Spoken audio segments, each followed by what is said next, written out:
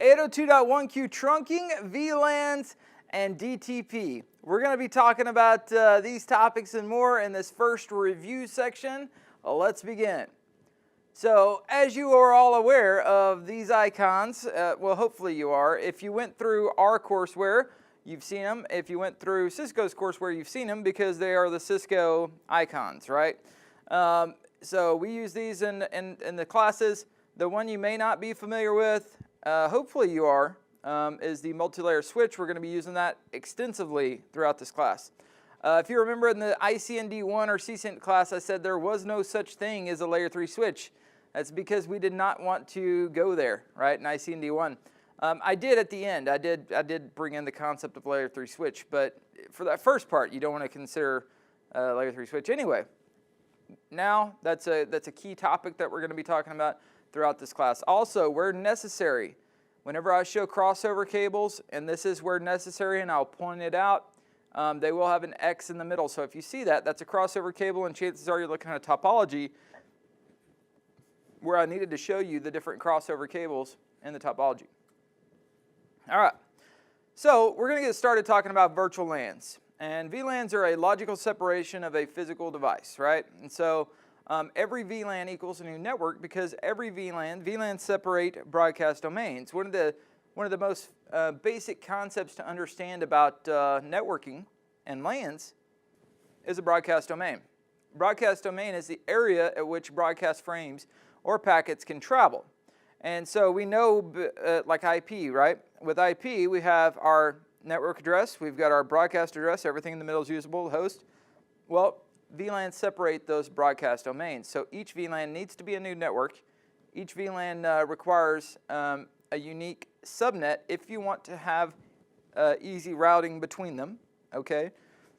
I don't want to muddy the water. Can you have use the same network space on two separate VLANs? Absolutely. Will they be able to route between each other? No, right? So what am I saying? Let's say you had a host here, and this host was on 10.1.1.10 network, and we'll say that's /24, and we'll put him on VLAN 11. We've got another host over here, and we'll say he's on 10.1.1.20/24, and we'll put him on VLAN 21. Those are two unique VLANs. So, could these guys ping each other? No. Could they operate independently as two separate network spaces? Absolutely. So, you may be going, Chris, why do we need to do that? And I'm going to explain all those details to you as we go through this, but I want you to understand it's not like we break something whenever we have do VLANs, and we just separate things, right? So, VLANs is a separation of a broadcast boundary, right? So, with that being said, every VLAN requires a unique network and subnet for proper routing, and every VLAN requires an L3 interface to route out of that VLAN, right?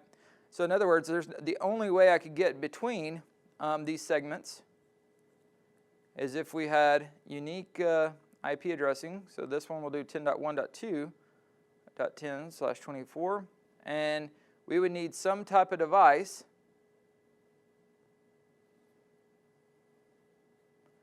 that could route between these VLANs to be able to see each other. So if I was in VLAN 21, VLAN 11, the only way I could see each other is if I had a router that could route in between those two VLANs, or a layer 3 switch that could route in between those two VLANs. So we're going to talk about all those concepts as we go through this, but definitely wanted to recap the basics of VLAN equals broadcast domain, and each VLAN requiring a unique network subnet for routing. It doesn't have to be, that's not the absolute rule, but for proper routing to be done, yes, absolutely. So the other concept I want to make you familiar with is a lot of times you see VLANs distributed like this. You'll see the same VLANs, as you see over here, building 1 has 11, 21, 31, and 41, and building 2 has those same VLANs between them. And so, in these topologies, you're left to think, okay, well, this interface between our switches, this must be a trunk, right, for that to happen. So that's 802.1Q, right, or ISL. We do talk about ISL in this class, 802.1Q. And so that's what you think whenever you see this, right? Well, okay, well we've just extended the VLAN between these buildings, and that could be the case. Actually, in the olden days, in order to be able to support static IP addresses and things like that, we extended VLANs sometimes a long way, right? And so the more modern approach is let's keep the VLANs by group where possible. So we could extend VLANs like this, but let's just keep unique VLANs and put them by group, maybe by floor, by building, by area, by department, things like that, whatever we need to do. But we don't really want to extend them between buildings like this or a campus. We could, but the thing is do we really want our broadcast traversing those aggregation links, right? Do we really want all that type of traffic going between all those? Because once we extend the VLAN, let's say this is an accurate topology where this is a university, and we'll say this is the headquarters, and we said this was building 1 and this was building 2. You're likely to have several racks of switches in each of those buildings, right? And so you would have several IDFs throughout each building. And the thing is let's say we had these 4 VLANs. If we did it in a distributed architecture, okay, where we have VLANs going between all these switches and we had basically one switching domain, right?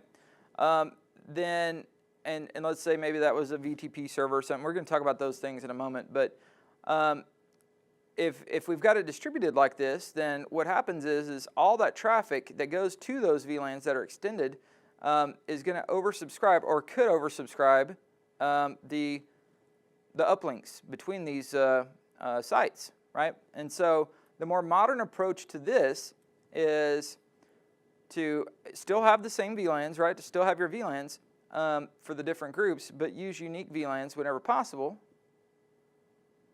Okay, let's just do it like that. Instead of the same VLAN, we use, maybe one number off, something like that. We'll talk about the design principles for naming and all that a little bit later. But have different subnets for those areas. Okay, and basically limit the oversubscription on aggregation links between buildings like this. So I'm going to emphasize on this later. We're going to expand on these details. I know I'm throwing a lot of different things at you right now, and you're like, Chris, we're just beginning, but this is a professional level exam, and you're supposed to know these things. I'm going to continue to do some review, but I'm just trying to set the pace for the class, right? All right, so 802.1q trunking, .1q, right, is also known as. So trunk interfaces are designed to carry the VLAN tag traffic, and remember we do tagging with VLANs, between neighboring switches or .1q compatible interfaces, like a router or a VM server. Trunk interface is not associated to a VLAN. Instead, it transports multiple VLANs between devices. By default, it will transport all VLANs between those trunked interfaces. Cisco has now recently standardized on the IEEE standard 802.1q trunking. Since this is the switch class, though, we will be talking about ISL. It is definitely not as big today as it was. You might see it out there, and you might see it on the exam, so we are going to discuss that. Switches tag traffics to identify the VLAN assigned, modifying the frame so that only other tags with the same VID can see each other. And the word trunk comes from the telecom world, taking several phone calls, sending them over the same pipe, right? So same thing we're doing here. We're taking several VLANs and putting them through on the same connection. Right? So ISL, what's the difference between 802.1q and ISL? ISL, Cisco proprietary for VLAN identification of frames. ISL performs frame identification in layer 2 by encapsulating each frame between a header and a trailer. And the source VLAN is identified with a 15-bit VLAN ID field in the header, and the trailer contains a CRC value to ensure the data integrity of the new encapsulated frame. Of course, ISL is Cisco proprietary. Okay, so you must have Cisco switches all around in order to support ISL. IEEE 802.1q is an IEEE standard method for VLAN and trunking, and VLAN trunks can operate between different vendor technologies. 802.1q embeds its tagging information within the layer 2 frame, and native VLAN is supported by 802.1q only. no frames are tagged in the native VLAN. So native VLAN by default is 1, right? Because all VLANs by default are in VLAN 1. We're going to talk about that in some detail, but just wanted to give you some differences between ISL and 802.1q. So 802.1q, as we said, it's tagging, and the frames get modified. And so if you wonder why you spend, $4 or $5 grand for an access switch, because it does a lot, and people don't realize this. But the concept of VLANs and trunking and spanning tree and all the lovely variants of those things and virtual switching and all of that, okay, that's a lot of technology that's going on, and you pay for what you get, right? So this is a standard Ethernet frame. We've got our preamble, our destination address, source address. Of course, those are our layer 2 addresses, which are MAC. The type, the data, and the frame check sequence. And then we've got our 802.1q tagged frame. And so right here, it's tagged with an Ethernet type, preamble, okay, and the VLAN ID, right? And so ports assigned to the native VLAN are not tagged, but whenever an interface is tagged in a specific VLAN, the entire frame is actually modified, and the most important part of this is that VLAN ID that's put in there that says you're now a modified frame and you're now operating on this VLAN. And so only other frames that are tagged the same can see each other. That's as simple as that, right? We're going to expand on this and a lot more, and I'll see you in just a moment.